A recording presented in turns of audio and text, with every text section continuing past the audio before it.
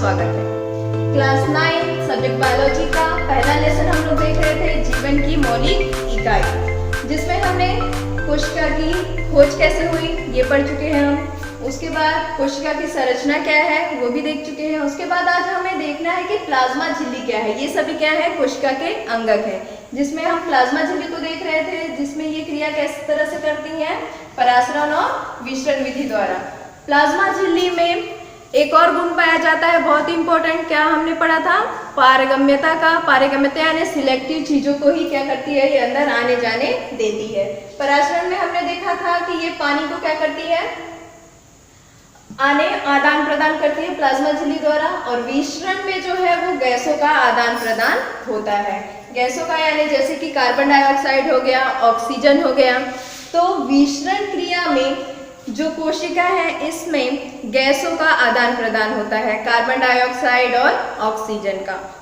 यहाँ भी हमने जैसे देखा था परासरण में उच्च सांद्रता से निम्न सांद्रता की तरफ होता है क्रिया, वैसे ही विसरण में भी यही होता है, उच्च सांद्रता से निम्न सांद्रता की तरफ होता है। जैसे कोशिका के अंदर अगर कार्बन डाइऑक्साइड अधिक है और इधर कम है तो क्या होता है, ये बाहर की तरफ आने लगता है। तो ये विसरण विधि में होता है, गैसों का जिस क्रिया में आदान प्रदान होता है उसे हम विसरण कहते हैं, और परासरण में पानी का आदान प्रदान होता है। तो ये दो मुख्य क्रियाएं प्लाज्मा झिल्ली में पाई जाती है। उसके बाद आज हम देखेंगे कोशिका भित्ति।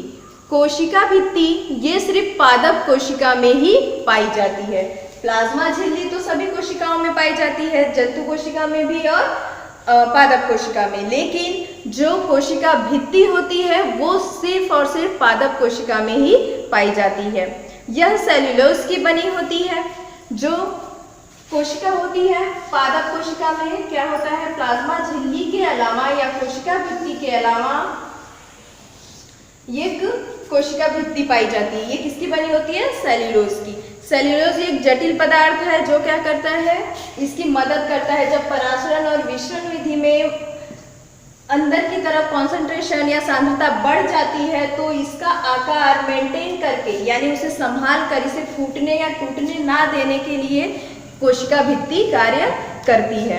यह कोशिका को निश्चित आकृति एवं आकार बनाए रखने में भी सहायता करती है। तो कोशिका भित्ति सिर्फ और सिर्फ किसमें पाई जाती है, पादप कोशिका में ही पाई जाती है। साथ ही साथ ये कवक में भी और बैक्टीरिया यानी कि जीवाणु में भी देखने को मिल सकती है, लेकिन पादप में ये सेल्यूलोज की बनी होती है और कवक में ये काइटिन की बनी होती है। आगे हम देखेंगे तारकाय। तारकाय यानी कि ये भी क्या है, एक अंगक है, किसका, कोशिका का। तारकाय की खोज की थी बोबेरी ने। यह केवल जंतु कोशिका में ही पाई जाती है। अभी हमने देखा कोशिका भित्ति के बारे में, वो सिर्फ पादप कोशिका में पाई जाती है, लेकिन जो तारकाय है वो किसमें पाई जाती है, सिर्फ जंतु कोशिका में पाई जाती है। तारकाय के अंदर एक या दो कण जैसी रचना होती है। तारकाय कुछ इस तरह से आप लोग को देखने को मिल सकता है, इस तरह कुछ संरचना नजर आती है जिसमें छोटे छोटे कण इस तरह से होते हैं। ये कणों को एक या दो, इससे ज्यादा भी हो सकते हैं, ऐसे कणों की रचना को हम कहते हैं सेंट्रियोल्स। इसको क्या कहा जाता है, सेंट्रियोल्स कहा जाता है।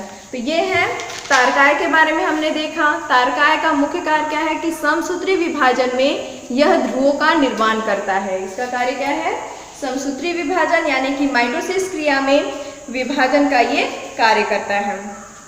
उसके बाद है अंतःप्रद्रव्य जालिका यानी एंडोप्लाज्मिक रेटिकुलम। अंतःद्रव्य जालिका जो होती है ये दो तरह की होती है, एक होती है रफ और दूसरी स्मूथ, जिसे हम ये कह सकते हैं चिकनी और खुरदरी।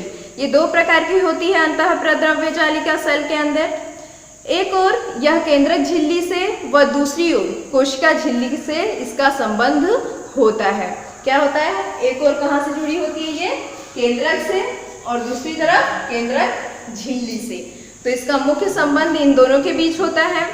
इस जालिका के कुछ भागों पर किनारे में छोटी छोटी कणिकाएं कुछ इस तरह से आप लोग देख सकते हैं, इस तरह की संरचना होती है और इनमें छोटी छोटी ये कणिकाएं होती हैं।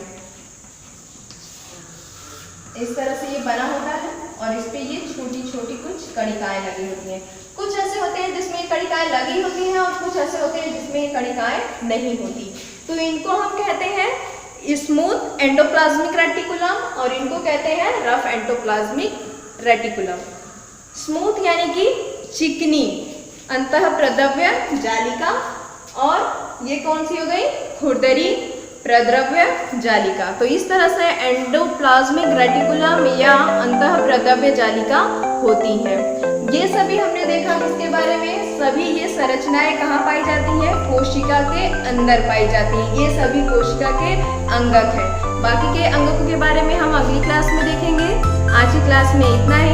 आप लोग के लिए होमवर्क ये है कि जो हमने इतना कुछ पढ़ा है इसमें से आप लोग को पराशरण और मिश्रण दोनों में अंतर लिखना है।